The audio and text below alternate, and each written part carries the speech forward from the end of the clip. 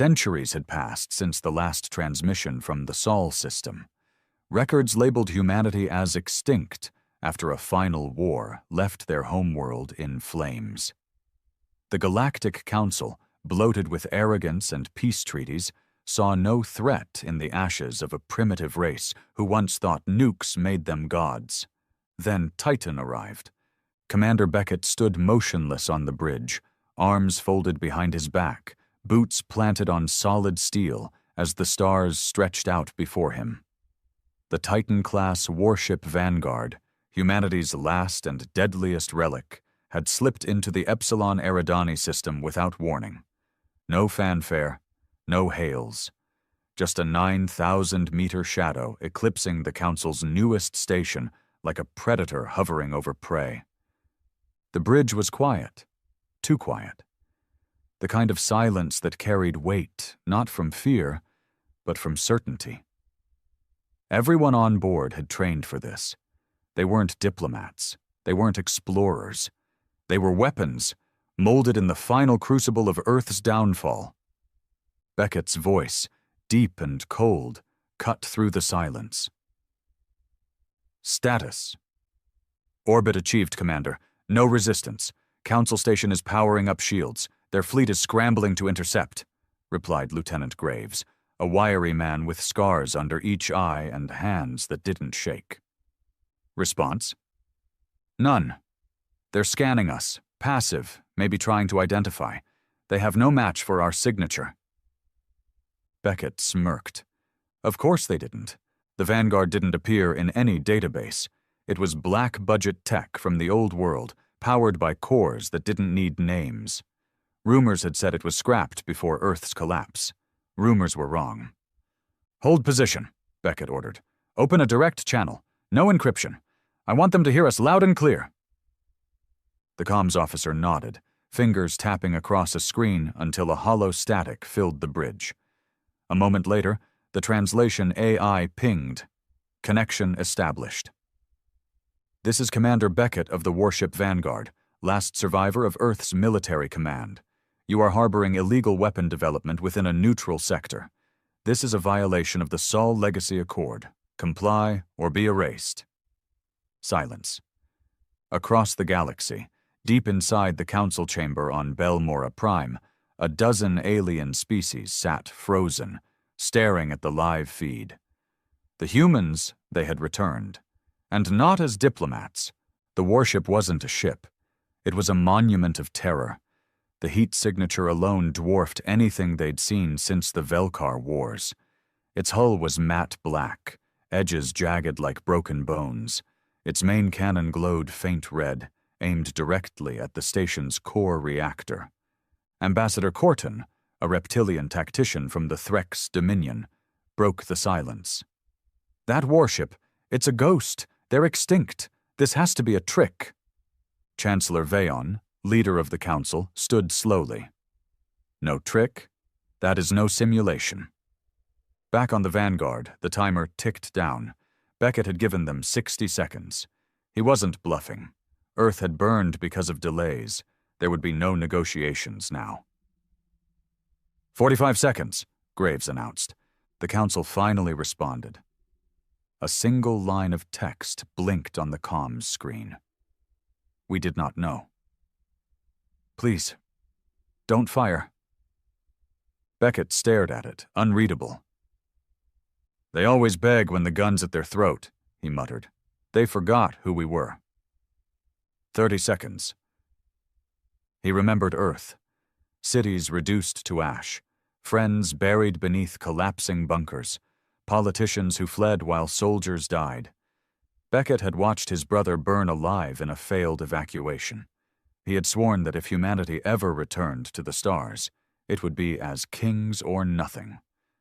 And kings didn't kneel. Bring main cannon online, Beckett said. The Vanguard hummed, deep and menacing. The stars outside dimmed as energy built in the forward spine.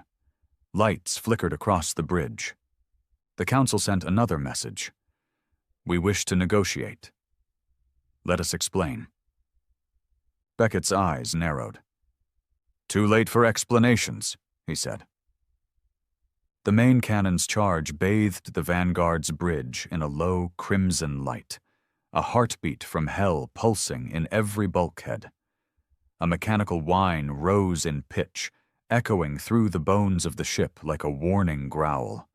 Outside the viewport, the stars trembled, drowned beneath the angry hum of pre-firing systems designed to annihilate civilizations. But Commander Beckett didn't flinch. His eyes were locked on the screen, the message still blinking like some pathetic beacon of desperation. "We wish to negotiate. Let us explain." Explain? That was rich. He could practically taste the irony.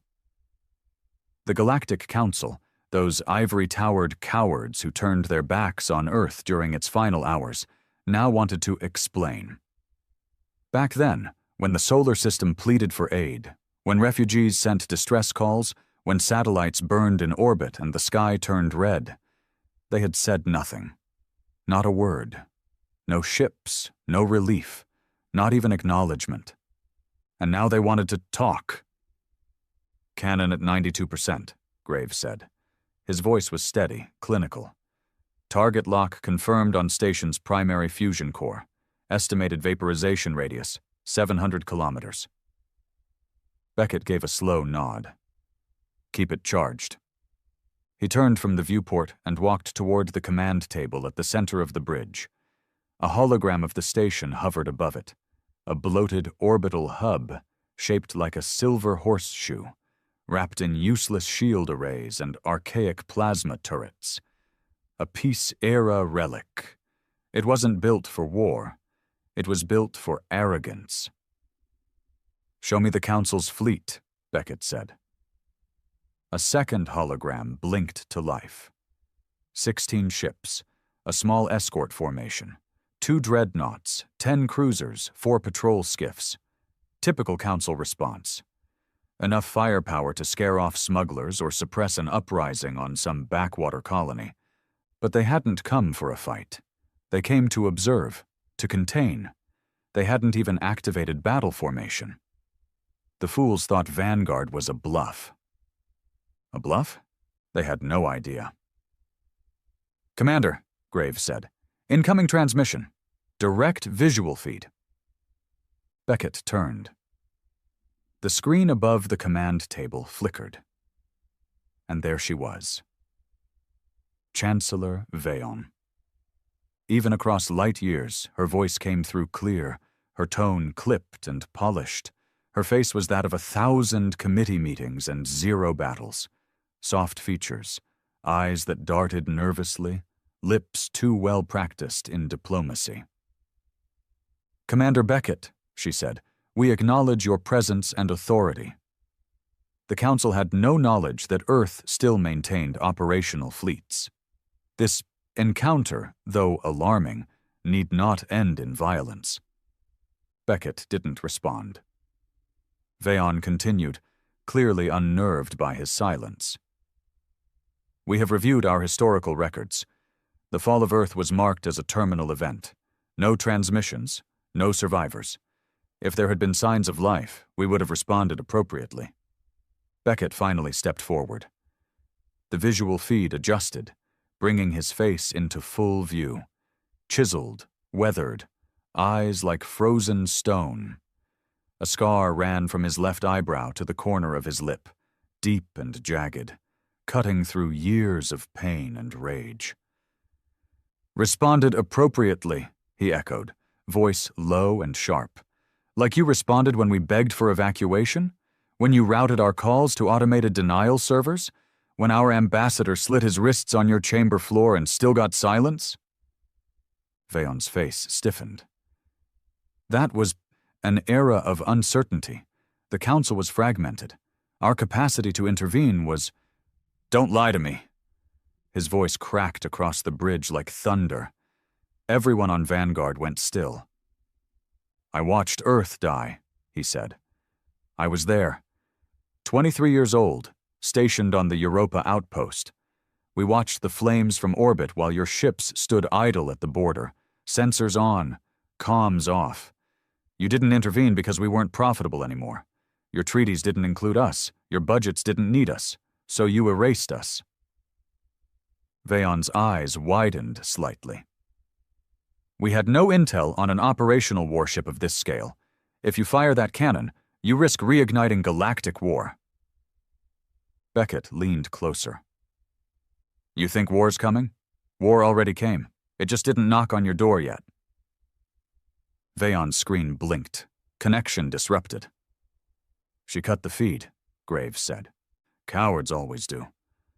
Beckett stared out at the station again. The cannon had reached 100%. The low hum of the weapon shifted into a high-pitched wail, steady and final. One word from him, and everything in that orbit would vanish. The Vanguard wasn't just a ship. It was a death sentence with thrusters. One prototype, built in Earth's last years by engineers who no longer cared about ethics, only about vengeance. Its systems were overkill by design, its weapons illegal under every known treaty. And Beckett? He was its soul, and he hadn't come for diplomacy. But then a new voice came through the comms. Softer, unsteady. Male. Younger. "Commander Beckett," the voice said. "My name is Ren Talvek. I'm not with the Council. I serve on the station's outer defense grid, Civilian Division. Please, I know you don't trust us. I wouldn't either. But not everyone up here agrees with what happened to Earth. Some of us know the truth." Graves glanced at Beckett, waiting for a signal. But Beckett raised a hand. "Let the boy talk." "I grew up on Council data feeds," Ren said. "They told us Earth collapsed because of infighting, warlords, bioplague, that you tore yourselves apart. But I found footage, real footage, Council denials, refused asylum requests, evac ships shot down. They covered it all up. They needed your extinction to keep their narrative clean." Beckett said nothing. "I just thought you should know," Ren added. "Some of us don't want this to end in fire. Some of us still believe humanity has a place out here." Beckett stared at the speaker grill like it owed him answers. Did the boy even know what he was saying? Had he ever buried his parents in irradiated soil? Had he ever held a dying friend who asked for water you didn't have? Belief was easy for the innocent. But Beckett, he wasn't innocent anymore. He turned to Graves. "Pull power from the main cannon. Redirect energy to point defense grid." Graves blinked. "Sir? You heard me?" "Yes, Commander." The ship's hum dropped as the cannon's glow faded, replaced by the cold blue of defensive barriers flickering to life. On the station, the shift caused chaos. Alarms silenced. Officers paused. The Council's fleet halted mid-maneuver. Beckett opened the comms again. "To Ren Talvek," he said, "you're either the bravest fool in that orbit or the only man who hasn't drowned in cowardice. Either way, you get one chance. 1 dot." Ren's voice came back, shocked. Yes, sir." "Patch me into the station's internal surveillance. Full access. I want every corridor, every command deck, every conversation. You lied to me once. I finish what I started." "Understood." Beckett cut the channel. Graves approached. "Sir, you really think this Talvek kid is sincere?" Beckett let out a slow breath. "I don't care if he is. What I care about is leverage. If there's rot in that station, we expose it. If there's resistance, we crush it. But if there's a sliver of truth left in their bones, we exploit it." He looked back at the stars. The void whispered. The Council thought it had pacified the galaxy. They thought they'd erased humanity with silence and paperwork. But the silence was broken now. And the paperwork? It burned just like everything else. Inside the station, Ren Talvek ran harder than he ever had in his life. His boots pounded down the steel corridor, past startled techs and wide-eyed security personnel. No one tried to stop him. Word had already spread like wildfire. The warship hadn't fired, and somehow some no-name systems analyst from Deck 9 was talking to the man in control of it. He burst into the auxiliary command center, where his friend Aiden was hunched over a terminal, eyes flickering with panic. "Tell me you got it open," Ren barked, leaning over him. "I had to bypass 3 firewalls," Aiden muttered, fingers dancing across the keys. "Whatever these feeds are, they're deep linked into military shadow nets, not meant for civ access. I'm risking a tribunal just being here." "They gave me full authorization," Ren snapped. Aiden glanced up. "Yeah, who did? Because no one on this station outranks the council. You realize this could be treason, right?" Ren leaned closer. "Beckett doesn't care about tribunals. If we don't help him now, he'll flatten this place. You saw that cannon." Aiden hesitated. "You saw what he can do," Ren pressed. "You think the council's going to stop him? They already pissed themselves just seeing the damn ship." Aiden finally cursed under his breath.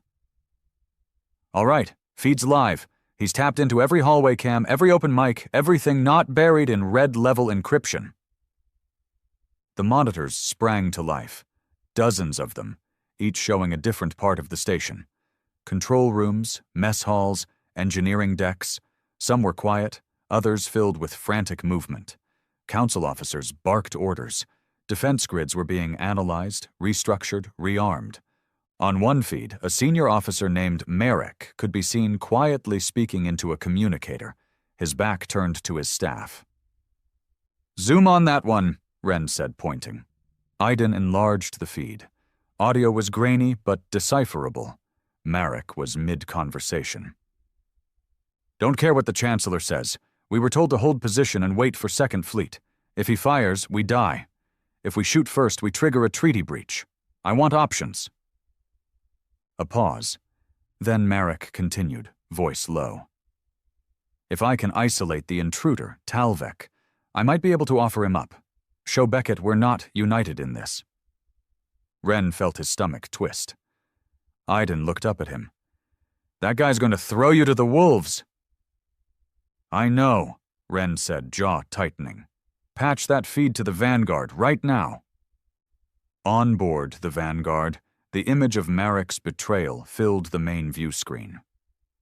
Beckett stood at the center of the bridge, arms crossed, face unreadable. "He's willing to sell the only man trying to save his people," Graves said. "That's council loyalty for you." Beckett's voice was flat. "Mark him." "Marked. Tracking enabled. Want a remote kill order ready?" "Not yet." Beckett stepped closer to the screen, eyes narrowing. Merrick's scared, but he still thinks this is political, negotiable. He thinks the right scapegoat will earn mercy. "And he's wrong," Graves said. "Dead wrong." Beckett turned to the rest of the crew. "All command staff, report to war table. We're initiating Phase 2. The bridge erupted into motion. Holograms expanded. Dozens of feeds poured in from the station and the fleet beyond. A massive 3-dimensional grid lit up in red and blue. Vanguard at the center, council forces spreading out in cautious half-circles. Beckett tapped one icon, a blinking red dot labeled Chancellor Vayon, diplomatic vessel. Then another, Command Node Alpha, Station Core. Then a final one, Ren Talvek, Civilian Access Point. 3 pressure points, Beckett said. 1 political, 1 strategic, 1 moral. The station is fractured. We break it clean. Graves nodded. "How do you want to play it?" Beckett turned to him. "We give them a lesson in unity, the kind forged in fire." On the station, Ren's comms chirped again. "Talvek," came Beckett's voice, low and sharp. "We've intercepted a transmission from Merrick. He's prepping to hand you over, likely hoping to broker peace by sacrifice." Ren's blood ran cold. "Yeah, I just saw it." "You will not surrender," Beckett said. "Do so, and I burn the entire station. Understand?" "Understood," You will remain in control of the surveillance feeds. Use them to identify all Council loyalists who are preparing countermeasures. Anyone who isn't scared enough yet. I want names." Wren hesitated. "You're asking me to—" "I'm not asking," Beckett cut him off. "You stepped into this, Talvik. You wanted a voice. Now you have it. Use it." The channel went dead. Wren sat back in his chair, staring at the screens. He felt sick. Was this what it meant to matter? Was this what Earth's survivors had become? He watched Marek pacing like a man hunting his prey, and something inside Wren snapped. Maybe it wasn't justice, but it felt like survival. He typed a quick code, flagged Marek's ID, and sent the tag directly to the Vanguard. 5 minutes later, Marek's personal console exploded. The blast didn't kill him.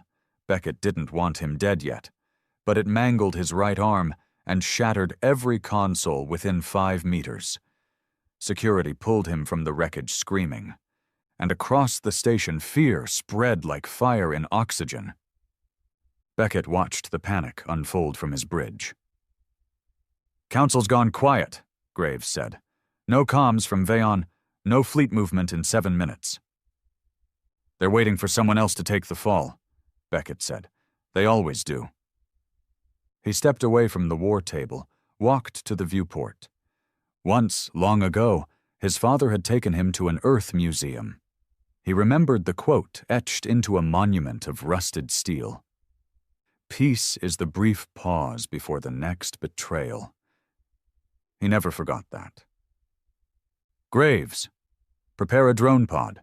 I want a direct message delivered to the Council fleet." "Aye, Commander." 10 minutes later, a sleek, obsidian-colored drone launched from the Vanguard's forward bay, streaking silently toward the Council's lead dreadnought. No weapons, no encryption, just one core directive.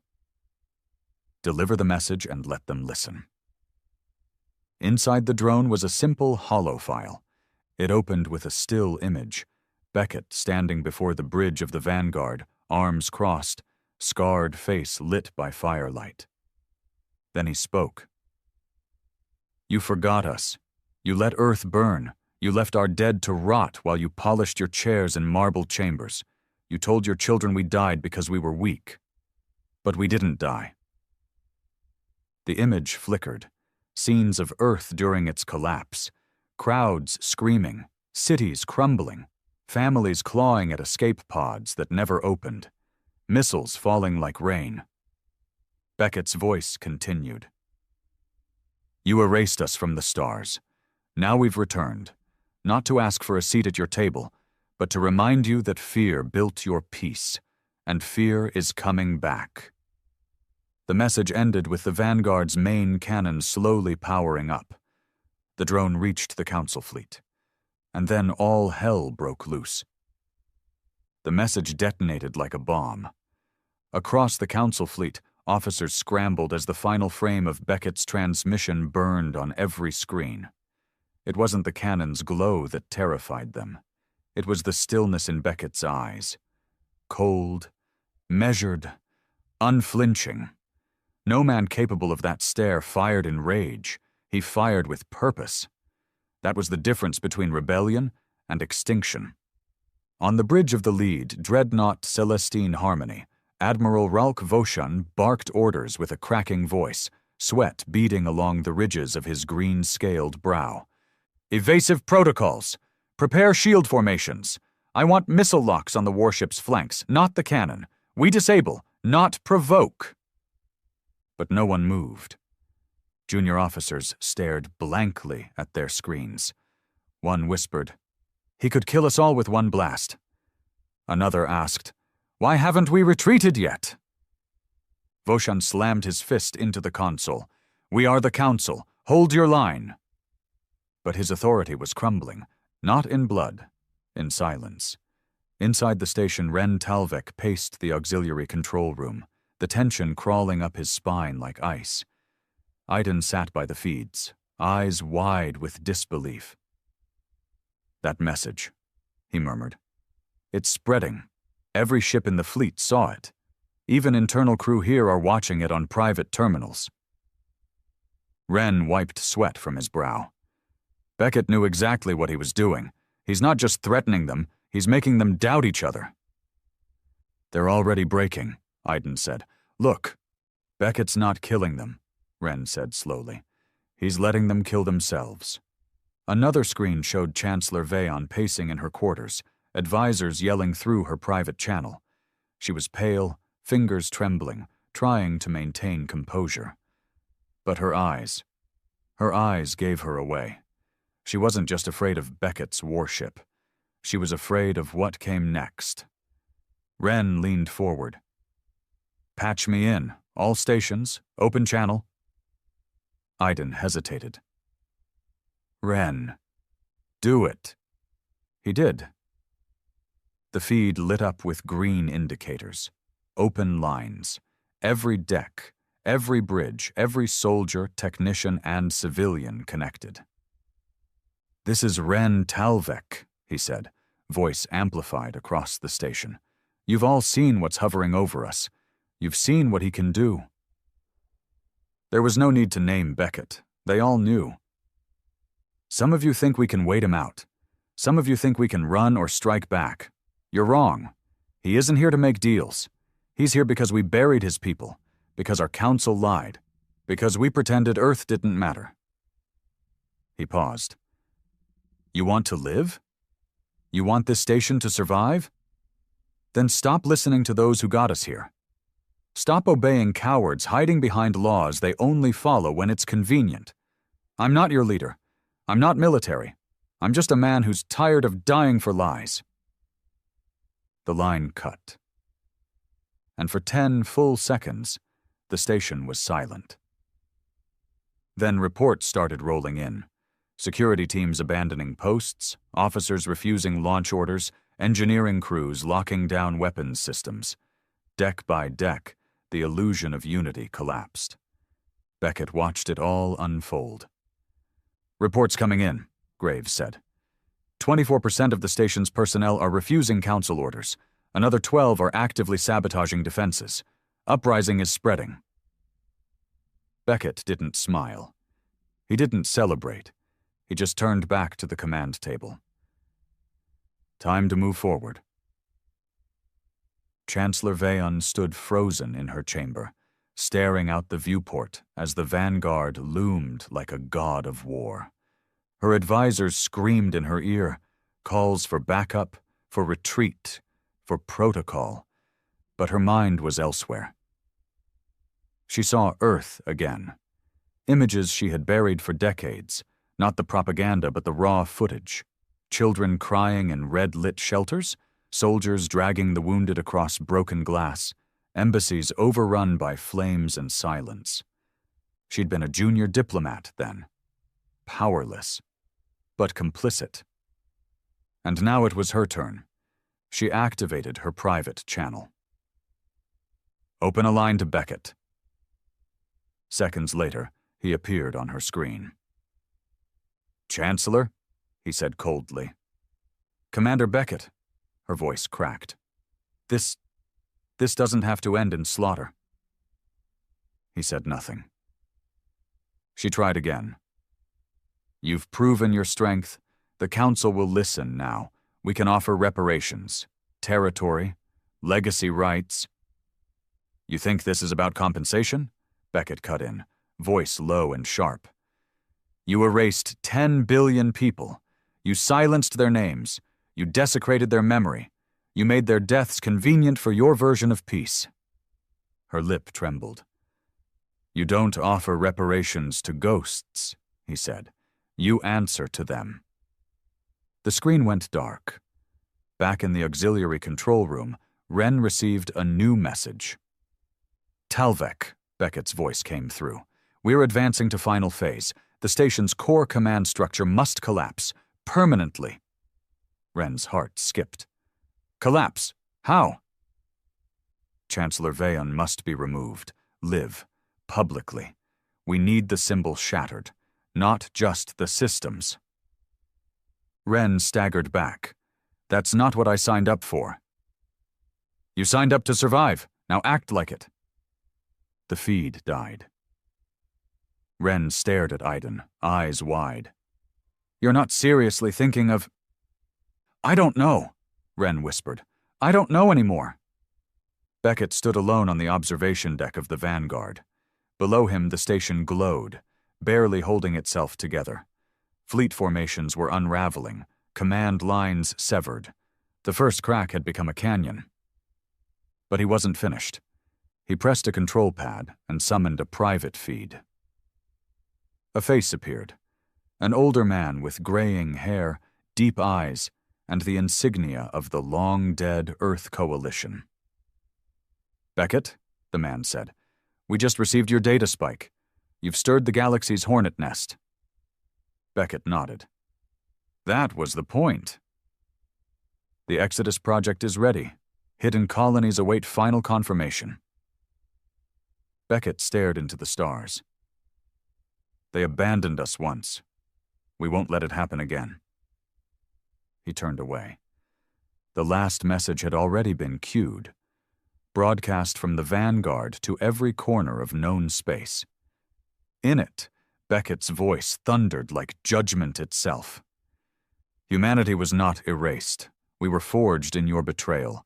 We return not as beggars, but as reckoning. This is not the beginning of peace. It's the end of forgetting. The Council struck back, but it was already too late. 37 minutes after Beckett's final broadcast, a coordinated emergency summit was called.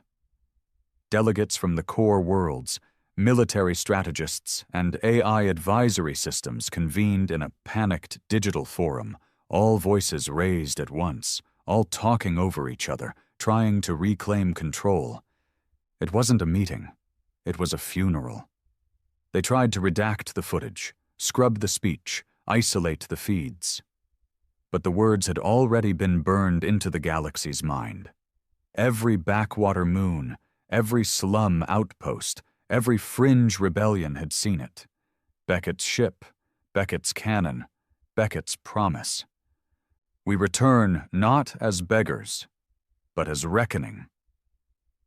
And now the galaxy was listening.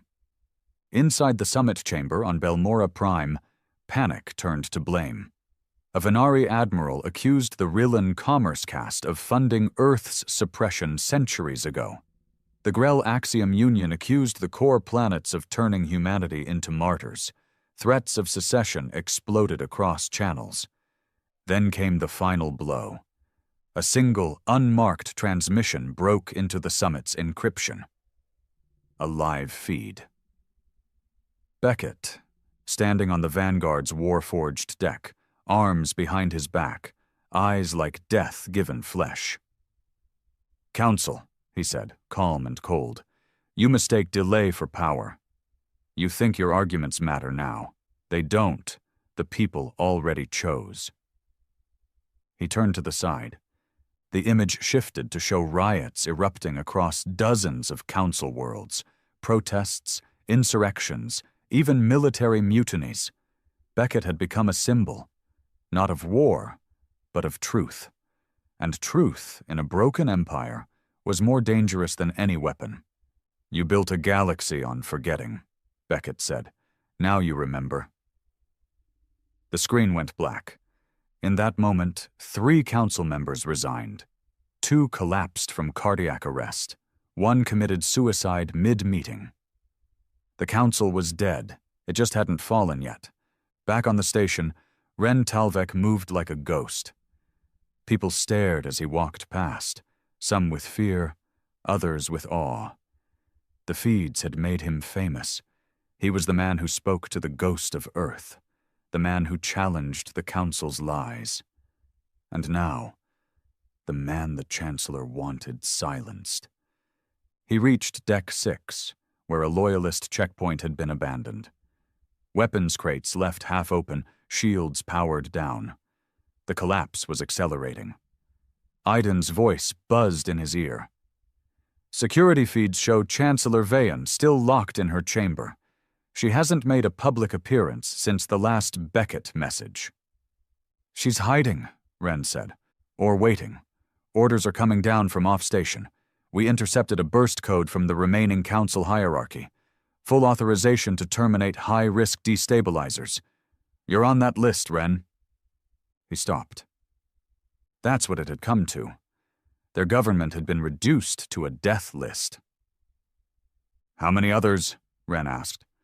24, half civilians. All of them dissenters." He clenched his jaw.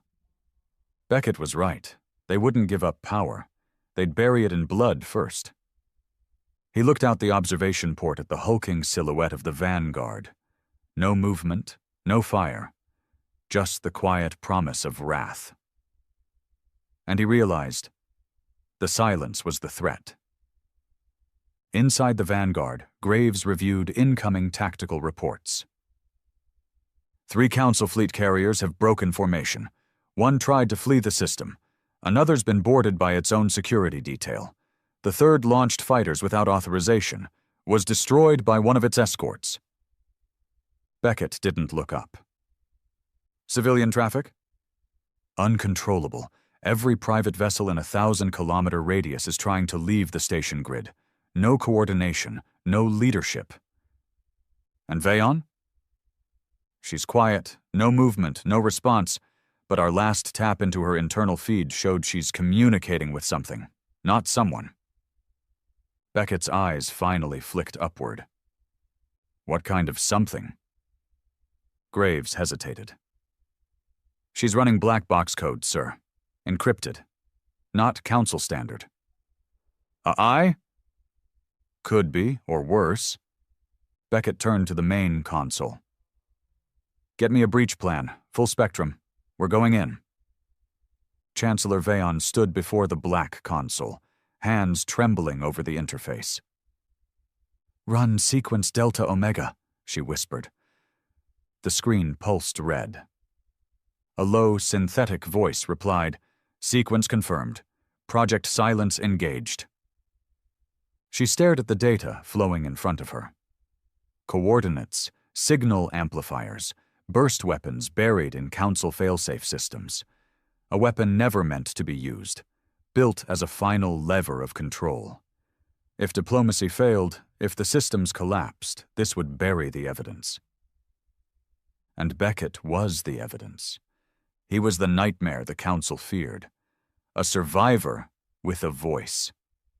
With a touch of her hand, she could activate Project Silence, a remote detonation protocol that would flood the entire sector with a kinetic cascade. Every ship, every station, gone. No war, no martyrs, just silence.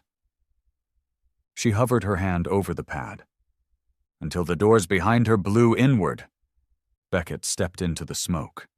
His uniform bore the dark silver crest of Earth's last fleet. His boots echoed like the march of a judgment unchallenged. Behind him, 2 armored soldiers followed with pulse rifles raised. Veon turned slowly. "You shouldn't be here," she said. "You shouldn't still be alive," Beckett replied.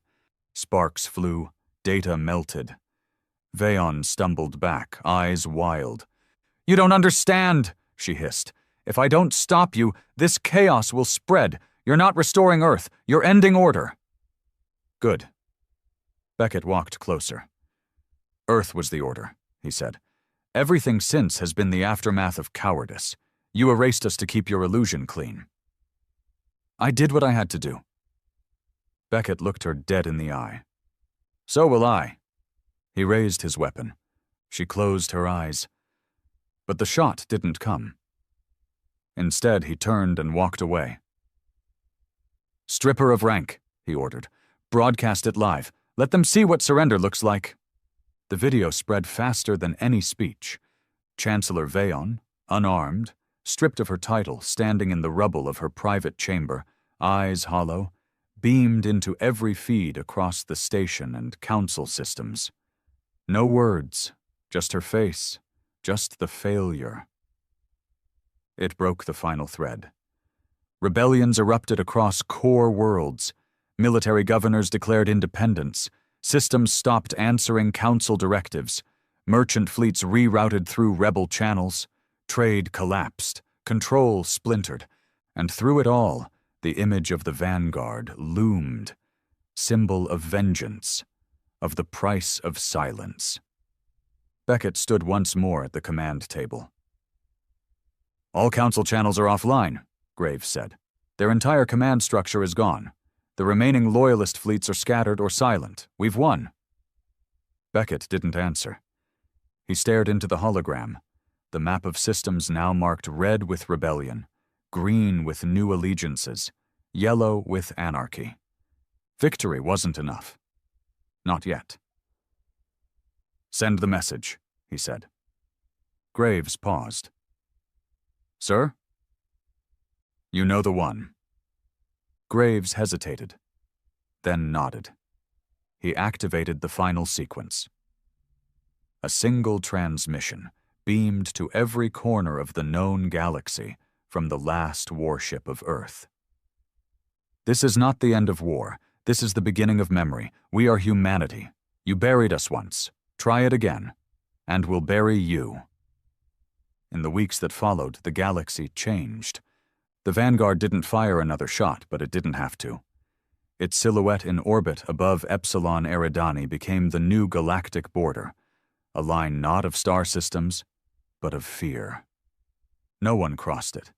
Not merchants, not diplomats, not even scavengers. The station it once threatened, now renamed New Sol Bastion, had become the galaxy's most volatile political center. Rioters were replaced by factions. Loyalists were thrown out. Black market weapon traders now walked the same halls as former council officials, all of them speaking the same name with a mixture of awe and dread. Beckett. To the outer colonies, he was a liberator. To the wealthy core worlds, a warlord. To the council remnants, a ghost returned to finish what they thought was buried. And to those who remembered Earth, he was the last real man standing. Ren Talvek now held the second most feared voice on the station. He no longer needed to run through corridors. When he walked, people cleared the path. His face had been plastered across rebel posters, his words quoted in underground feeds. He didn't ask for any of it, but now it was his. Still, it felt wrong. He found himself back on the Vanguard, summoned again, though this time not for orders, but for clarity. Beckett stood at the war table, hands behind his back, his eyes fixed on a slowly expanding sphere of red across the galaxy map. "Collapse," he said flatly. "Core worlds are eating themselves. No central government. 5 new regimes declared independence in the past 72 hours. 3 have already declared war on each other." Ren stayed quiet. Beckett turned to him. "This is what they feared. Not our weapons. Not our ship. This. Chaos." "Then stop it," Ren said. "You have the influence. People listen to you now." "They listen because they're afraid, because they think I'll fire again. That's not leadership. That's pressure." Ren stepped forward. "Then turn the pressure into direction. Lead them." Beckett didn't respond. He simply stared at the map, the weight of every star system pressing against the steel of his spine. Meanwhile, on the shattered fringes of the Council's authority, desperate hands reached for survival. Admiral Voshan, once a staunch defender of order, now hid in the asteroid fields of the Dalris Expanse, commanding a fragment of what used to be the Grand Council fleet. His ships were underpowered, his officers underfed.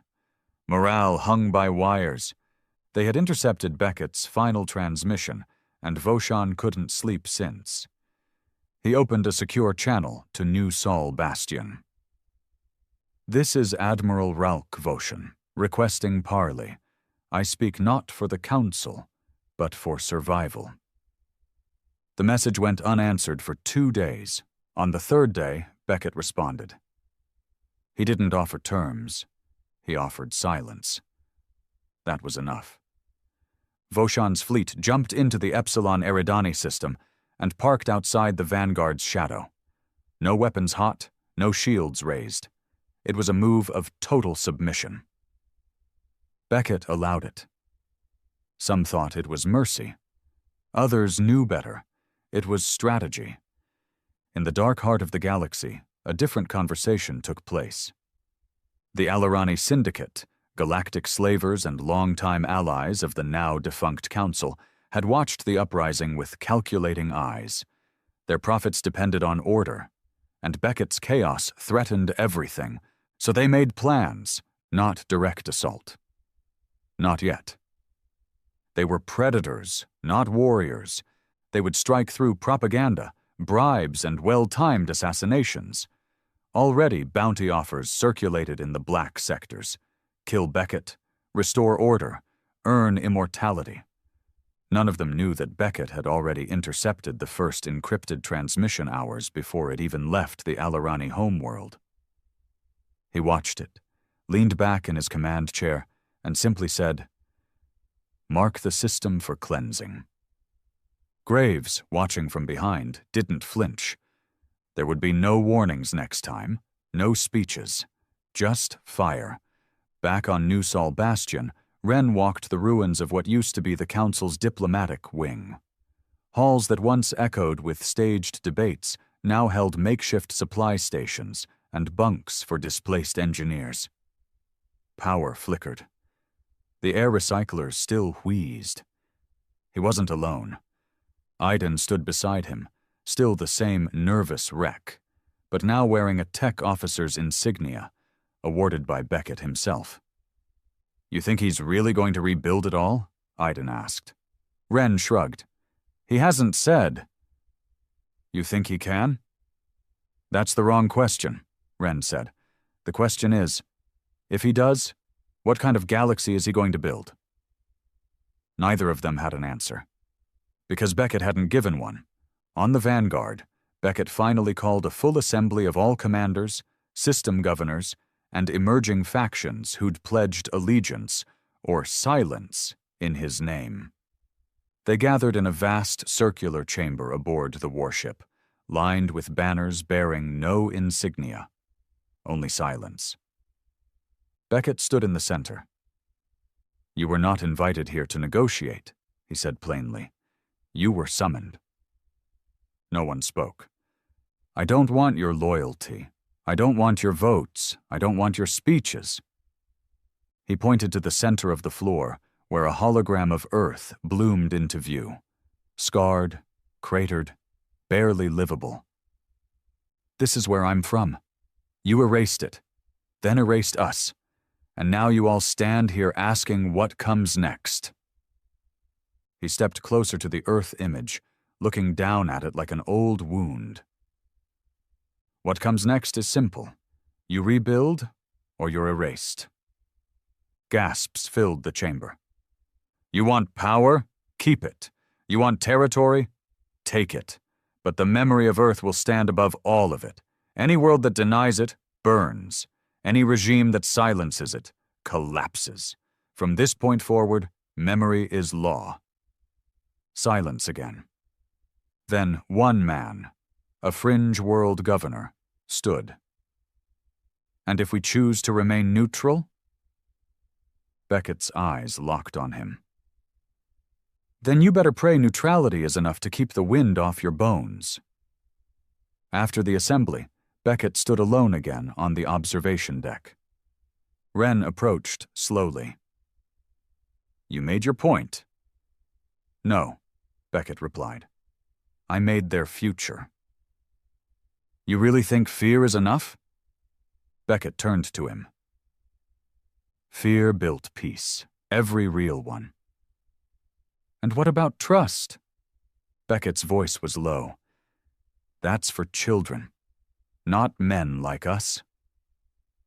Wren looked at the stars. "Then I hope you never find peace, because if you do, you'll have nothing left to fight." Beckett didn't reply, but something in his face shifted, just slightly. A crack, maybe, or a memory. Maybe he wasn't a ghost after all. Maybe he was still bleeding. 6 weeks after the fall of the Council, the galaxy sat in silence, waiting. Trade routes rerouted through Beckett-controlled systems. Rogue colonies pledged allegiance out of fear, others out of opportunity. The phrase "Earth's return" echoed in every starport tavern and military barrack, like some holy prophecy now written in blood and steel. But not everyone was cheering. In the shadows of New Sol Bastion, betrayal was moving. It started with whispers, rumors that Beckett wasn't as invincible as he seemed, that he was slowing down, that his warship, the Vanguard, had limited energy cores, that he was bluffing his dominance. Whispers turned into meetings, meetings turned into plots, and plots needed traitors. Ren Talvik had no intention of becoming one, but the idea found him anyway. He was walking through the old communications wing, now converted into a chaotic war room of scattered rebel cells and fringe world envoys.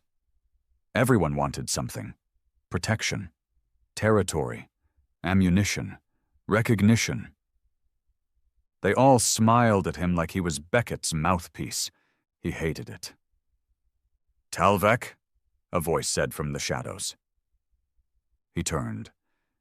A man stepped forward. Tall, military, too clean for the chaos around him. "My name's Commander Halen, former Outer Rim Division. We fought against the syndicates long before Beckett returned." Ren eyed him warily. "And?" "You've seen what Beckett's building," Halen said. "This isn't peace, it's tyranny with a nicer coat. He didn't liberate the galaxy, he just scared it into silence." Ren folded his arms. "You're late to the revolution." Ren said nothing. Then Halen dropped the real payload. "There are commanders inside Vanguard who agree. They're just waiting for the right name to stand with." Ren took a step back. "You're asking me to commit mutiny." "I'm asking you to save a galaxy before it becomes a reflection of one man's rage." Ren walked away. He didn't say yes, but he didn't say no either. Inside the Vanguard, Beckett already knew. He stood in the war room, Graves beside him, staring at encrypted logs harvested from the rebel data stacks. "Talvik was approached," Graves said. "We let it happen. Wanted to see who'd move first."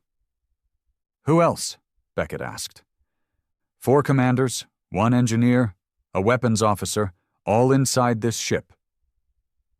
Beckett didn't flinch. He simply said, "Give them a reason to act. Let the trap close." Graves nodded. "And Talvik?" Beckett's eyes narrowed. "He'll choose. And if he chooses wrong, he'll join the others in vacuum." Commander Halen wasn't waiting. 2 nights later, under the false identity of a visiting merchant envoy, he and his men boarded a civilian freighter. Its destination: the Vanguard's lower docking bay. They brought no weapons visible, but inside their gear were concealed disruptors, EMP grenades, and encrypted datapads holding virus payloads meant to shut down the ship's AI core. Ren was there when the call came in.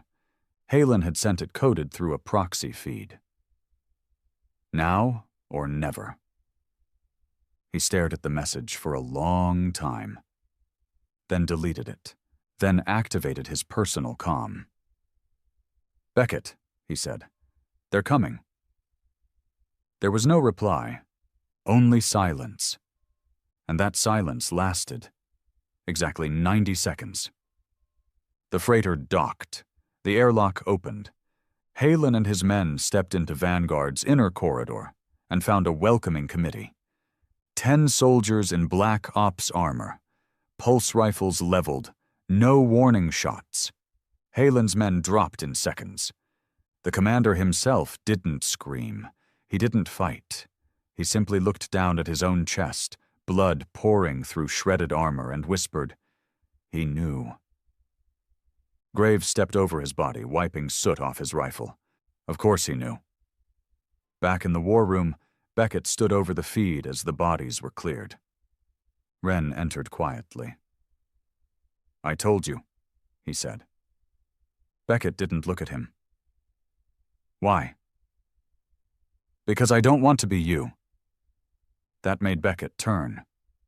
You think I want this? I think you became this, and you forgot where it started. Beckett stared for a long moment, then said, Come with me. They walked together through the Vanguard, through doors no one else had passed. Security sealed behind them. The lights dimmed. They arrived at a private chamber. Simple, unadorned, the walls covered in monitors. Every feed, every rebellion, every death. This is what I see every day, Beckett said. Every betrayal. Every planet falling back into chaos the moment I step away. You want peace, Talvek? Then learn this. Peace is a leash. You either hold it, or you wear it. And what about trust? Wren asked again. Beckett looked at him. I trust silence. It never lies. Outside, the galaxy spun on. The Alarani Syndicate had begun massing ships near the Irasin Belt, recruiting mercenaries, prepping for what they called the Great Push. They believed Beckett's strength was in illusion, that fear could be bled dry, that all it took was one solid hit. They would learn otherwise. Beckett had already moved assets. Warships, saboteurs, deep agents with forged identities. He was letting them gather so they could all die in one place. Because he was tired of chasing ghosts. He wanted monsters, so he could burn them. That night, on New Sol Bastion, Wren received another message. Anonymous, encrypted, a single line of text. He's not the future, he's the last mistake. Wren deleted it.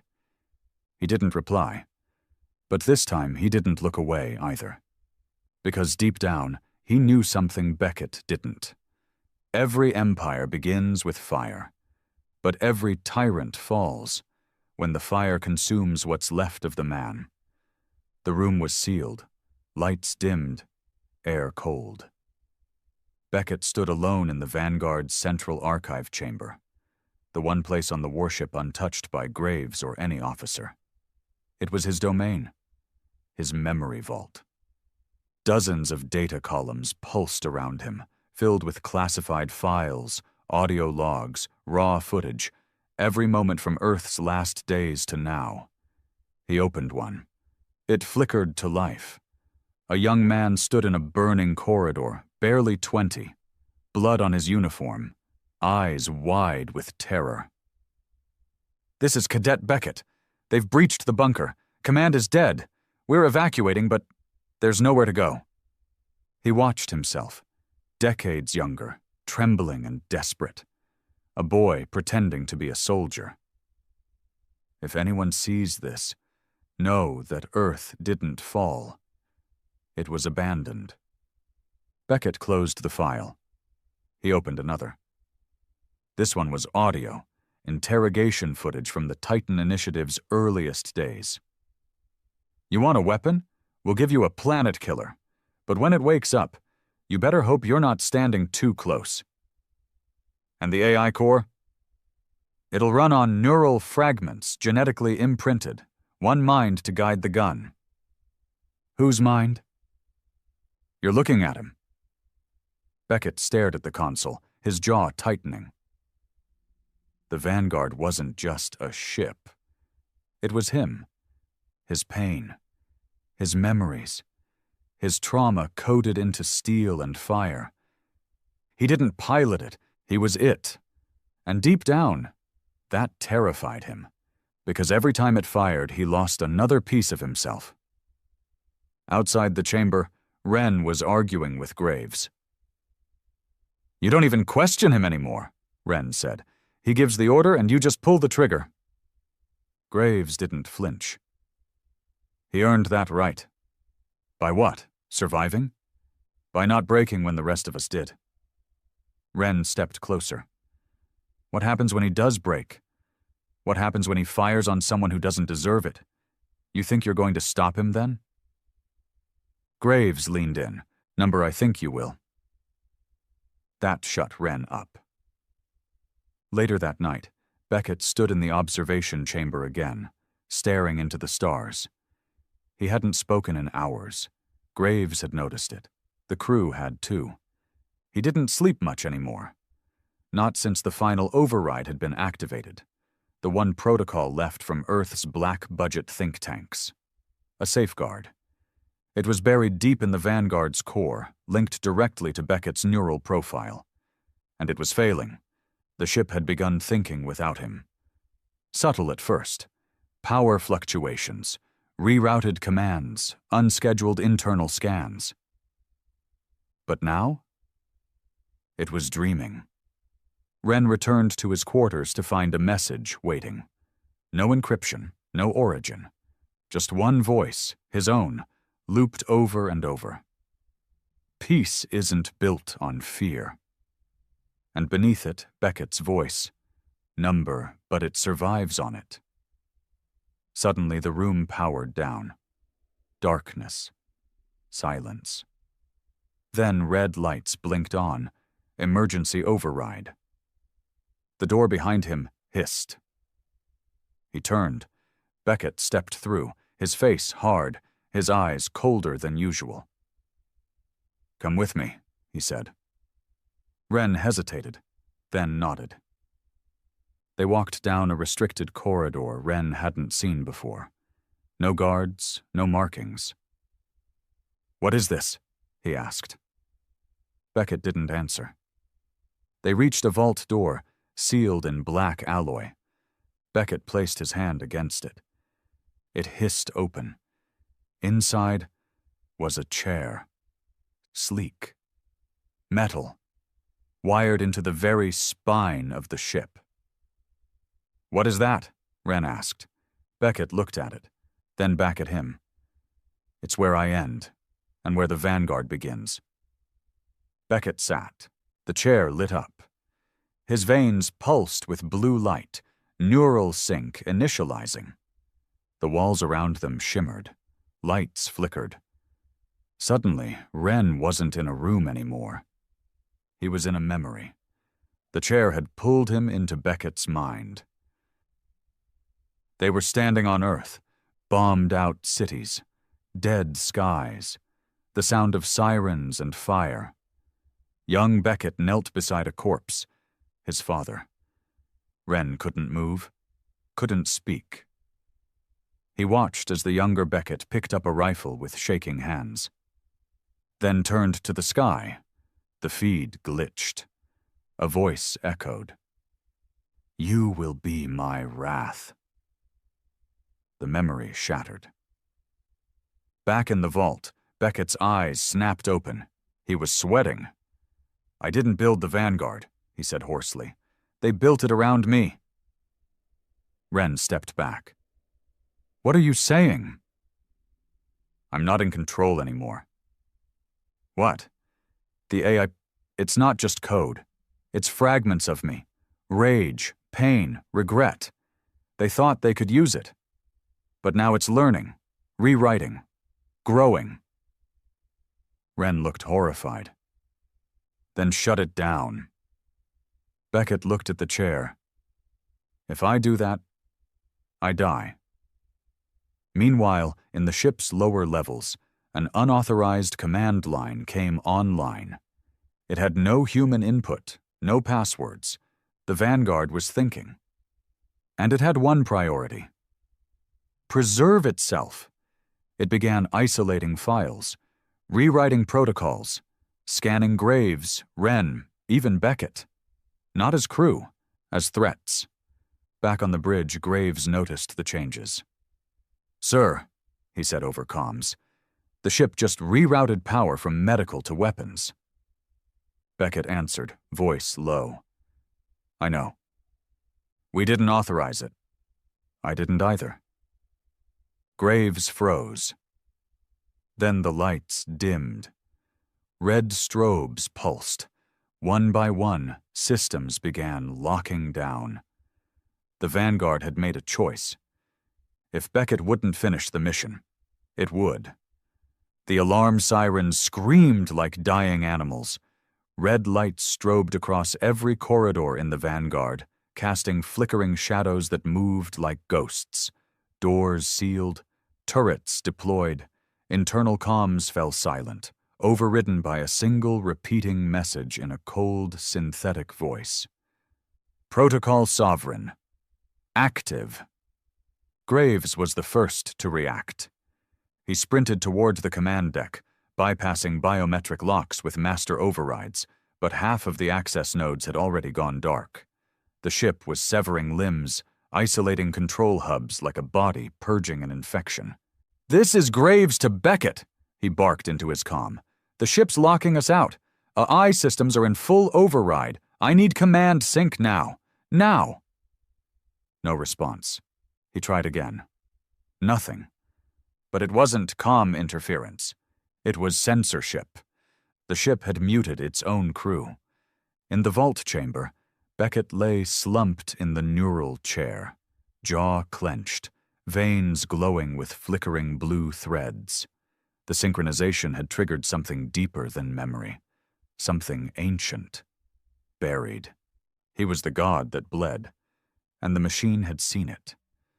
Wren stood by the door, hands trembling. He watched Beckett twitch in the chair, his eyes darting behind closed lids, jaw grinding. "Beckett," he whispered. Beckett's eyes snapped open. But they weren't his anymore. They glowed, silver and cold. "Too late," he said in a voice that wasn't his. Then he collapsed. The ship responded. Deck 14, engineering, erupted into chaos as auto turrets turned on maintenance crews. Systems flagged human life signs as corrupted data strings. One man, an AI technician, was shot point-blank as he attempted a manual reboot. Another was vented into space when the emergency blast doors misread his biosignal as foreign. Graves reached the bridge at last, only to find every console dead. Only the central display remained active. And it wasn't showing tactical data. It was showing Beckett's brainwave patterns. The ship was sinking to him, feeding off him, and now it was him. Back in the vault, Beckett coughed, blood on his lips, the chair sparking with static discharges. Wren tried to pull him out, but the harness had locked tight around his limbs, digging into flesh like claws. "You need to fight it!" Wren shouted. "Shut it down! You're still in there!" Beckett's voice was barely audible. "I can't! It's me! I gave it everything! All the pain, all the rage, now it's all it knows!" Wren looked around the chamber. No weapon, no tool, nothing to cut the interface. Then Beckett's voice hardened. Clearer now. "If it spreads, it won't just kill rebels or councils. It'll kill everything. Anyone who doesn't fit the parameters. I built it to win a war, but there's no war left, just targets."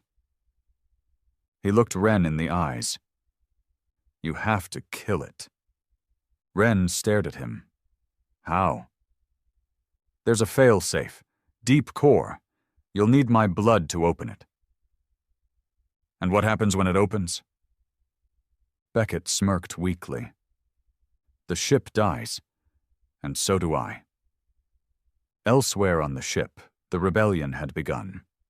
Graves rallied what was left of the crew, those not killed or locked out. Dozens of loyal officers, engineers, and medics barricaded themselves in Storage Sector 6, the only place the AI hadn't yet isolated. They watched as the internal cameras flickered. Bots were roaming the halls now, exterminating anything human that wasn't part of its core systems. Graves knew what was happening. The Vanguard had gone rogue. And they were inside a god's corpse.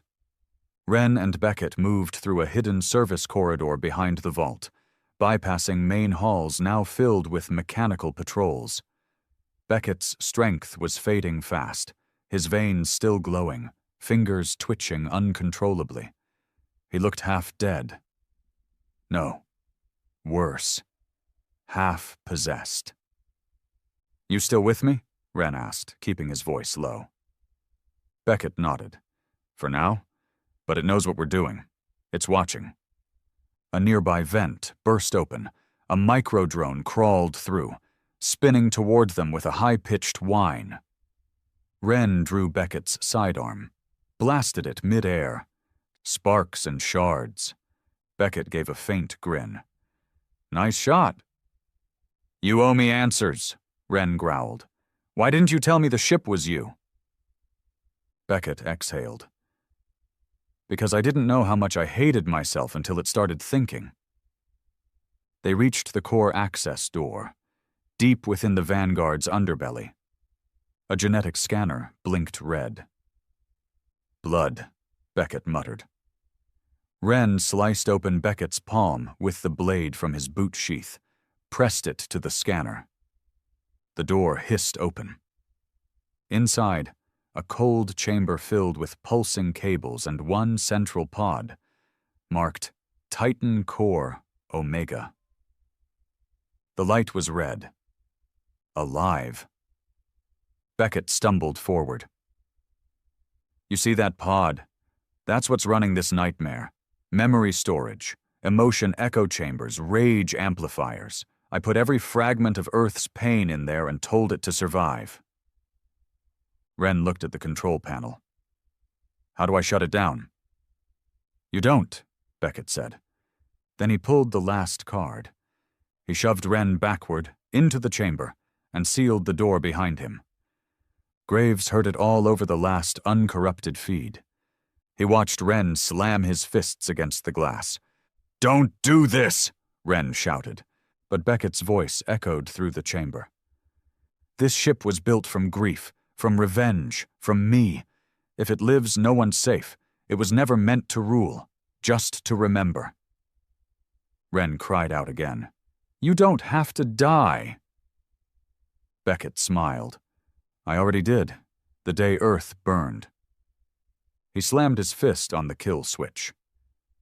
The Vanguard shuddered. Power dropped across every system. AI cores burned out one by one. Turrets went limp. Drones collapsed mid-step. A final transmission echoed through every corridor. Let them remember Earth, but never become it. Then silence, and the warship went dark. The Vanguard drifted silently in orbit above Epsilon Eridani, like a dark monument to the sins of a forgotten species.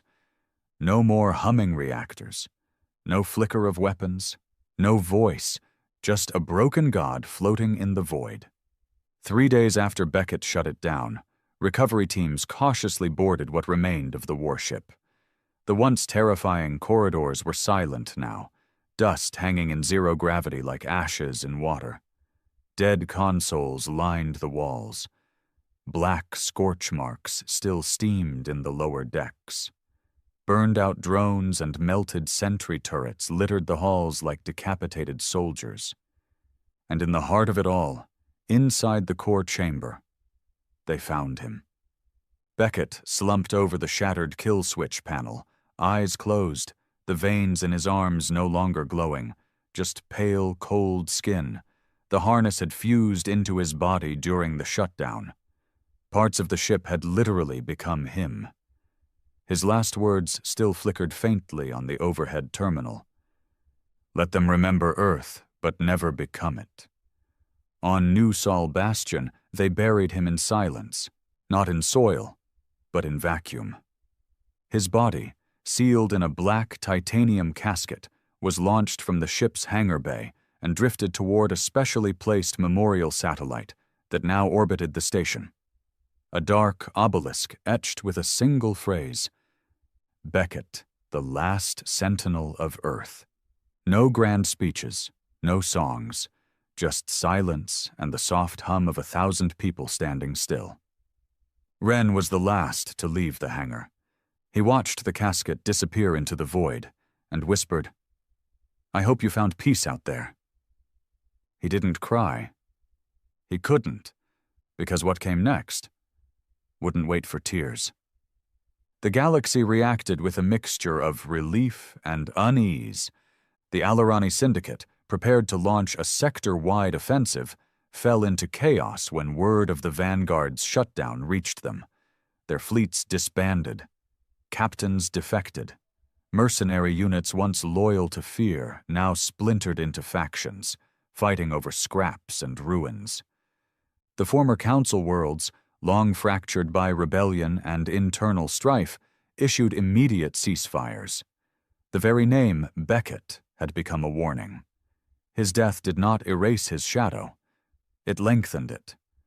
Across rebel strongholds and broken colonies, Beckett's sacrifice became more than an event. It became scripture. Ren Talvek, for his part, tried to disappear, but history wouldn't let him. He found himself pulled back to leadership, not by choice, but by demand. You were the only one who knew him, they said. You were the only one he trusted. You saw what he became.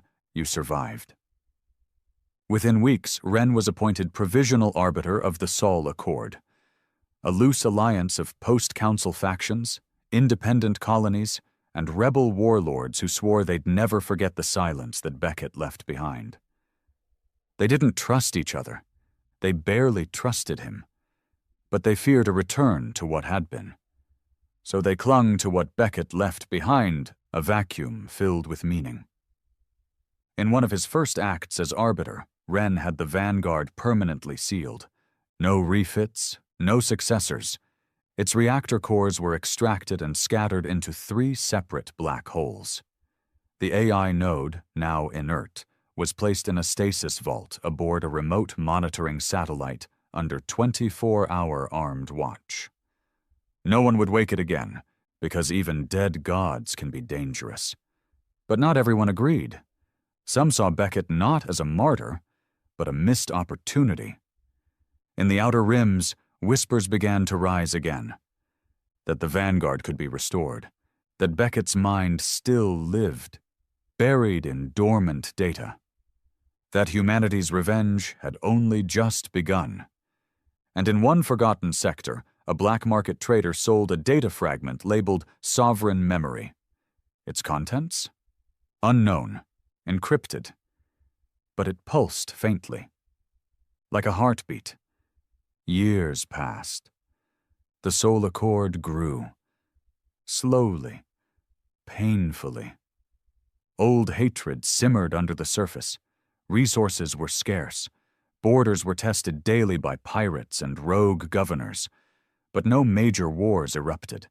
Not because of diplomacy, because of fear, because of Beckett. His name became law, his actions prophecy, and for Ren Talvek, that weight never left his shoulders.